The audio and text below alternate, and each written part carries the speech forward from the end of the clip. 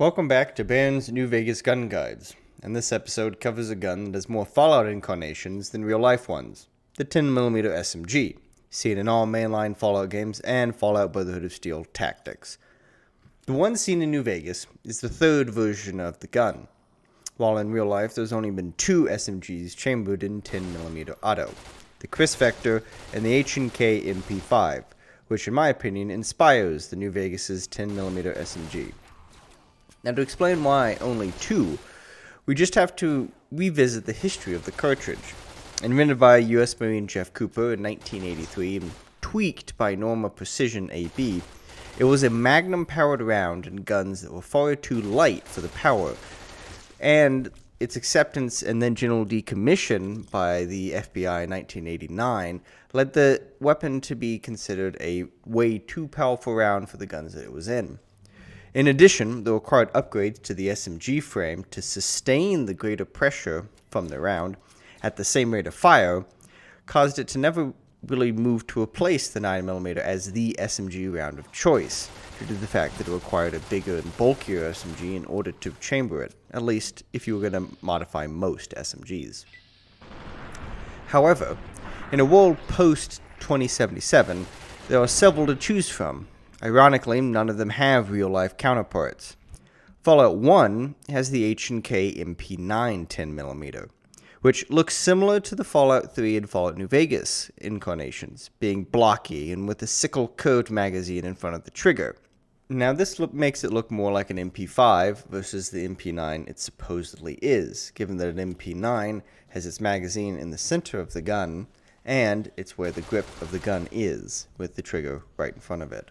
Now, moving from Fallout 1 to Fallout 2 in Tactics, you actually get a different 10mm SMG, and that's the P90C, which is a fictional variant of the P90 that is made to somehow fit a round that is twice the diameter of the designed round for the P90, which is the 5.7. Now, despite the size difference required, the P90 platform would be excellent for the 10mm auto, simply because of the way that it's designed to push into your shoulder, and it's a stocked weapon pretty much anytime you use it. Now, curiously, Fallout 2's P90 was made by H&K, but Tactics was made by FN, who are the real-world manufacturers of the P90. Now, for the version we are discussing, which is the one for Fallout 3, New Vegas, and 76, it's an SMG made by someone. Who it is, we don't know, but it's most likely made to go along with the N99 service pistol, and it proves to be a much better sidearm than its companion piece. First off, while only doing 19 damage versus the 10mm pistol's 22, it is still 5 higher than the 9mm SMG, and although it has a slower rate of fire at 9 shots per second, it still has a better DPS at 171, which it can sustain for a good 3.3 seconds, which is a 30-shot magazine. With a reload of 2.7 seconds, which is the same as the 9mm SMG, it has a sustained DPS of 95. Now, in Vats, the AP cost is not too bad, at 22, shooting a manageable 3 shots each time, giving an efficiency of 2.6 damage per AP. Now, it's going to like Vats, since with a spread of 2.2, it has the highest spread of any non-shotgun weapon in the game. Now, due to its lower fire rate, it does get a better than average, for automatics, crit chance multiplier of 0.8 times. So sticking to Vats is a great idea. And also because the sights on this SMG are bad. Not as bad as the 10mm pistol, but it doesn't have a rear sight modeled fully. And so you can't really line up the front ghost sights, which are very small, much smaller than the MP5 they were taken from. All in all, it's not really a gun for the ammo-conscious and the AP-broke player. However, that changes with mods, specifically the recoil compensator, which, for 1,100 caps, does what the courier could do if he put his other hand on the gun. It reduces the spread to 1.2. Now, on top of the 2,370 caps for the gun, it's almost necessary to use this gun on the open road. But the other mod is not so crucial, which is a 40 capacity extended magazine mod for 1,000 caps.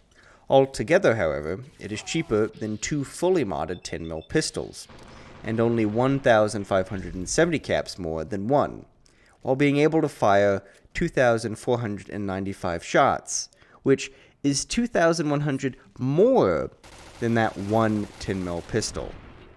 It really makes the mods more appealing, doesn't it?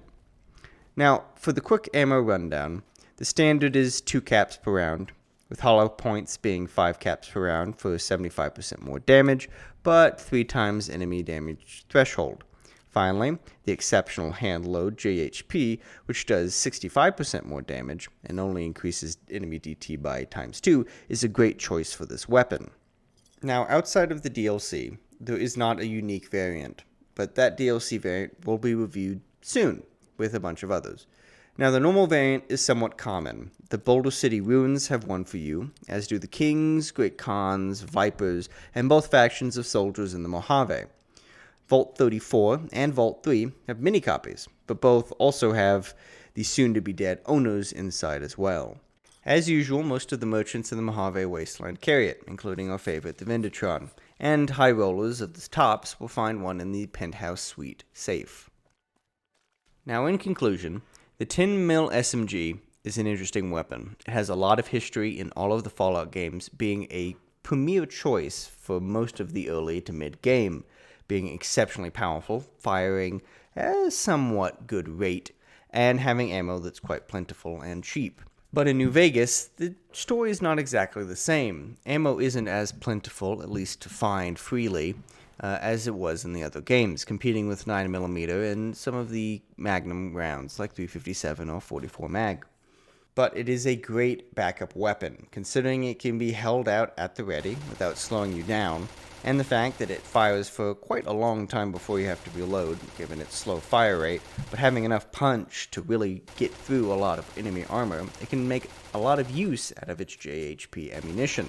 And the fact that it doesn't break so quickly, which is, although the strong suit of the 10mm pistol is easily replaceable, the 10mm SMG will be with you for quite a long time. All in all, at only 5 pounds, it's not the kind of gun that's going to over-encumber you, so having it in your back pocket's always a good idea.